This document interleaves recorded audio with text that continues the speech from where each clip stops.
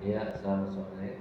Dengan Kepala SMA Budi Bakti Depok ya Pak Iya, ya? betul. Dengan Bapak siapa ya? Pak boleh saya tahu? Pak Didi. Oh, Pak Didi. Oke. Pak Didi udah berapa tahun Kepala Sekolah SMA? Sudah 13 tahun berjalan. Oke, 13 tahun 13 berjalan. tahun berjalan. Iya.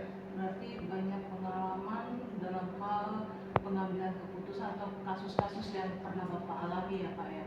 Iya, pasti banyak ya, tapi dari semua kasus itu sudah selama ini dapat kita selesaikan dengan semestinya. Oke, baik, Pak. Saya mau bertanya nih Pak ya, Ya. bagaimana Bapak dapat mengidentifikasi kasus-kasus yang merupakan dilema etika atau bujukan moral? Ya, dari perjalanan tahun saya menjadi kepala sekolah, ada yang masuk ke dilema etika, ada pula yang masuk ke bujukan moral. Yang termasuk dilema etika itu ya berkaitan dengan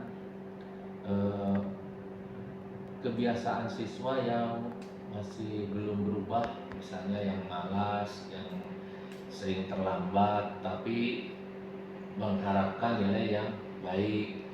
Nah, untuk itu solusinya biasanya kami memberikan tugas untuk mencapai nilai yang diinginkan itu ya harus sesuai dengan tujuan di awal, tujuan pembelajaran.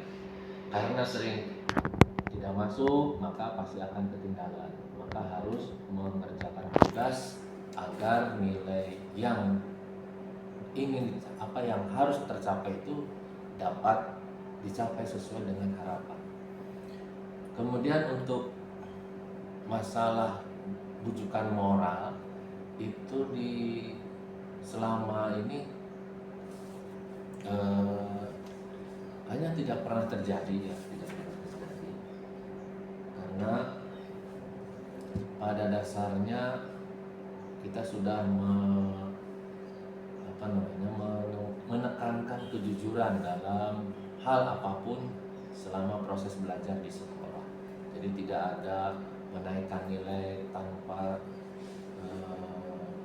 usaha atau belajar atau mengikuti ujian lebih dulu. Jadi untuk bujukan moral pada dasarnya tidak ada secara signifikan, itu tidak ada. Berarti kalau bujukan moral itu arahnya kemana Pak? Kalaupun terjadi misalnya siswa yang terlibat perkelahian misalnya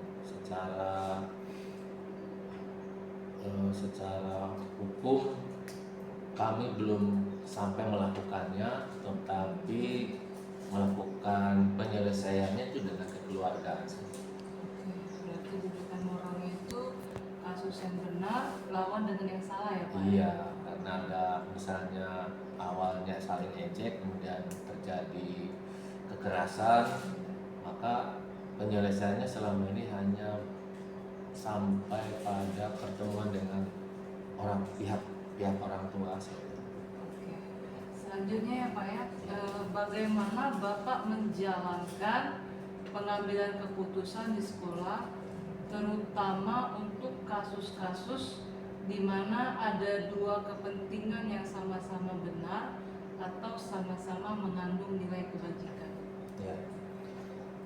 Untuk kasus kalau ada dua pihak yang sebenarnya dua-duanya benar, maka harus dicari faktanya dulu apakah memang benar, karena kan dari sudut pandang yang berbeda sama-sama mengklaim suatu kebenaran.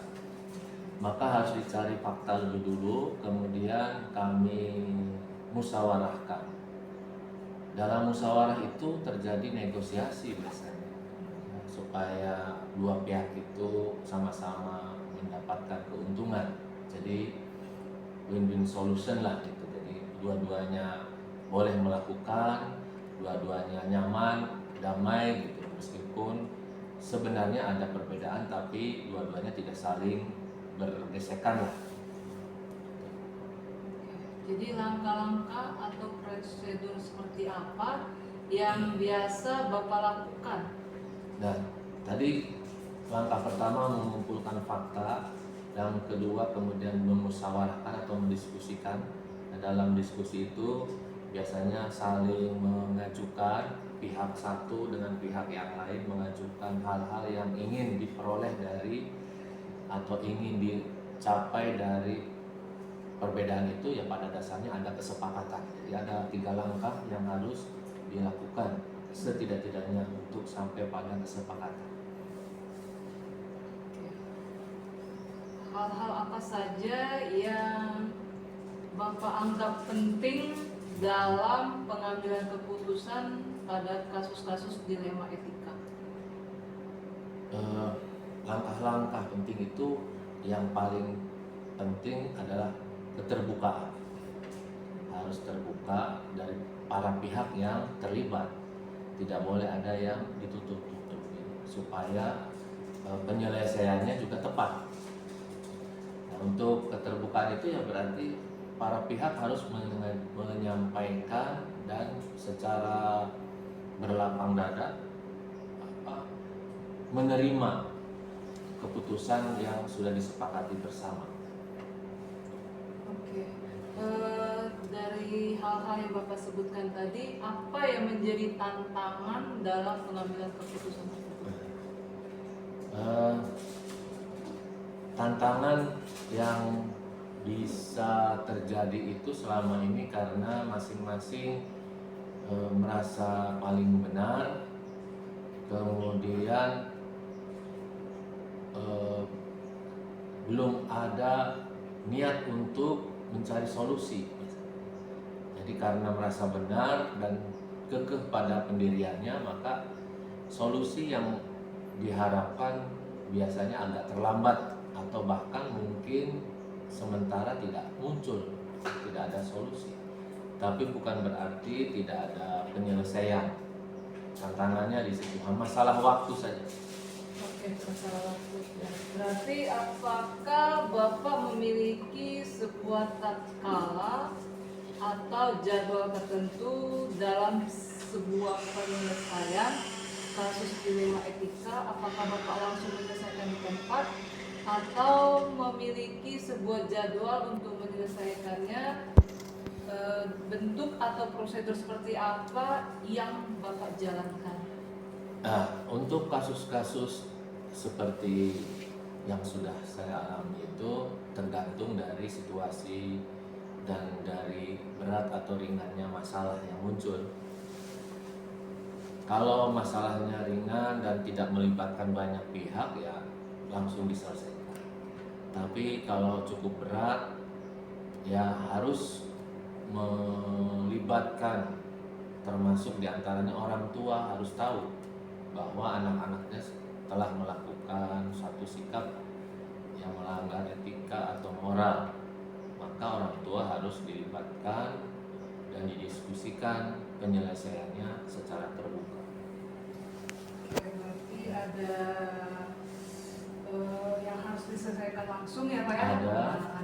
Ada yang memerlukan waktu lagi, lebih iya. panjang lagi ya Pak Karena ya? harus dilibatkan lebih dari 2 pihak yang terlibat saja, tapi lingkaran dari 2 pihak itu seperti orang tua atau saksi-saksi dan lain-lain harus tahu, harus ada dalam di tempat gitu, ikut terlibat dalam menyelesaikan. Oke. Adakah seseorang atau faktor-faktor apa yang selama ini mempermudah atau membantu Bapak dalam pengambilan keputusan dalam kasus-kasus dilema etika? Yang mempermudah itu karena sistem berjalan sebenarnya.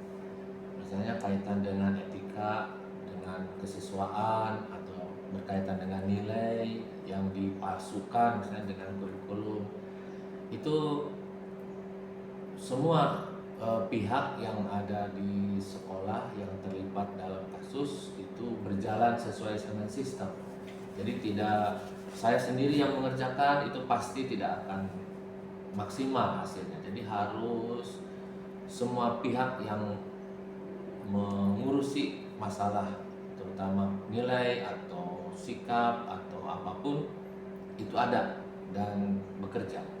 Oke, berarti saling berkoordinasi ya, Pak, Betul. ya? Saling berkolaborasi Ya. antara pejabat yang satu dengan pejabat yang lain, Ya. kemudian orang tua ya, Pak, Ya, ya. betul. Kemudian dengan pihak lain juga ya, Pak, ya. Pihak lain. Oke. Betul.